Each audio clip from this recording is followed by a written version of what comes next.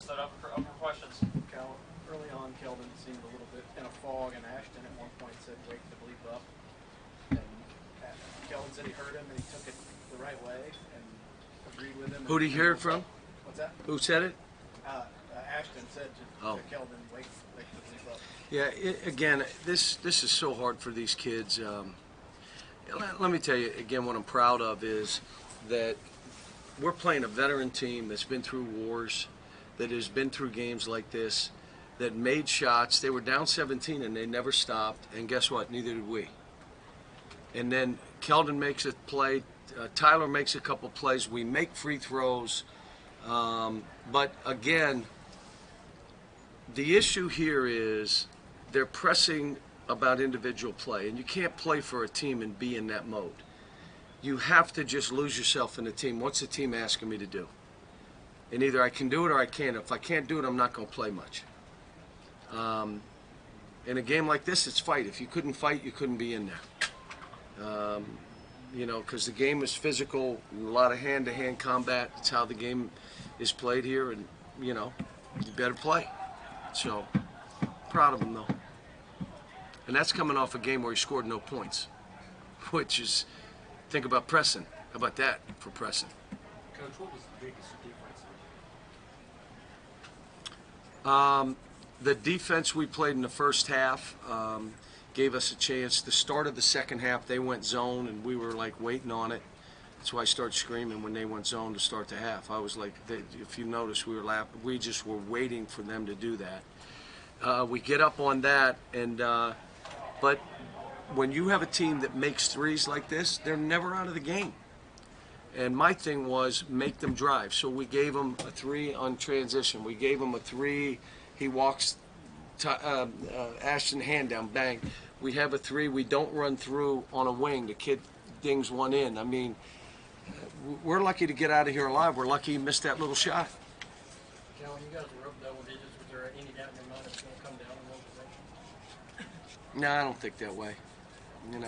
You just I'm playing play to play, looking at score, trying to get these guys to realize we walked out of 2 timeouts and they did what they chose to do and didn't listen, and it led to breakouts, bumps. We said no dribble handoff. My man dribble handed off and then lost the ball, and then we were doing on the second catch. The kid got it on the first one and decided he's going to do his own thing. Great, they steal it. They go, why would you do that?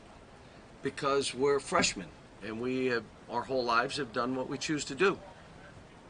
And so that, I have no idea. That's why I'm saying there's a lot of stuff. I thought Reed was really good today. And so he and PJ really gave us something around that basket, which got us easy baskets when we needed it. But we made 6 threes too, and we didn't take 30, we took 15, but we made 6. Tyler was a big reason you got out of here with it. He hit some big shots. Clutch shots and free throws at the end. Are you seeing some significant growth in him? Yeah. And he wanted the ball. He was telling me, come back to me. Let me do this. I like the fact that Keldon was telling me, come to me. We finally, I'm telling EJ when I walk by him, he should be yelling to me that I'm better than Charles Barkley. Who? I was yelling at you too. I was saying, fuck John Calipari. I was ready to say it to you. I saw you sitting over there, brother. I love you too. Appreciate you. Doing Appreciate good? you. Thanks for letting me borrow Kenny this morning. Yeah, okay. Yeah. You can have him. Where's that statue? I tore it down. Did you know? No, it's big over here. Okay. It's skinny too. In a game like this, you had several guys come up and perform and produce when it mattered. It was funny. Last night, 2 nights ago, I woke up and I said, Keldon, for us to win, Keldon and Tyler are going to have to score baskets, and they haven't been doing it. We came up with some stuff to run specifically to Keldon, so a package of things, and we've been working on it. But the other thing I said, and I would ask you guys, if we really need a basket late, what are we doing? Who we going to? What are we running? And so we still, look, this is a work in progress. We're playing this is a new team. They've never played together. I mean, it's the disadvantage we have, but sometimes they don't know what they don't know. Like, they don't know they're not supposed to come in here and win. They don't know they're supposed to come in here and be up 17. They're just playing like, yeah. The problem is, as the game gets going, they'll revert and think it is a high school game. Like that, Tyler fouling that kid. Why would you do that? Well, I was just trying to get close. I just hit him. Dude, we're ready to bury these guys, and you give them hope. You know, so that's the kind of stuff that we just got to tighten this ship up. But look, when you win on the road in this league's ridiculous. Some of you remember me saying, let's get to the point where we're getting 8 and 9 and 10 teams in, and everybody laughed at me. We're a 3-bid league and all that stuff. Now you look at this and say, oh my God, we may get 10 teams in. I mean, you know, somebody told me Alabama had Tennessee on the ropes today. I mean, Alabama beat us. So. You mentioned the road. For all the warts you still have, to be 3-1 and one loss being a shot in the air to win it on the road at this point with this team. What's our record? 3-1 on the road. What is it? 3-1. On the road? Didn't we play home games? True road games. What's that? You got neutral games too. On top of that. Again, these guys don't know the difference between home and road. I mean, they're just playing basketball. And you know, sometimes I like to convince them the way we played today was one of our better games on the road. You know, the game at Georgia, one of our better games. We may be playing better on the road than we do at home. And then we got this is the part of our schedule that's like ridiculous. None of it's easy because you're going to play road games, but this part, you know, we've got every good team in this league twice. All the best team we got twice. You know, so we'll enjoy this and then figure out what we're doing next. John, what did you think of Tyler's defense on Brown first half? Not bad. He did pretty good. He's trying, works his butt off and tries. Emmanuel was good. I even thought Jamal Baker went in and did a good job on Brown. Really did. What was the explanation for PJ's flagrant? I don't know.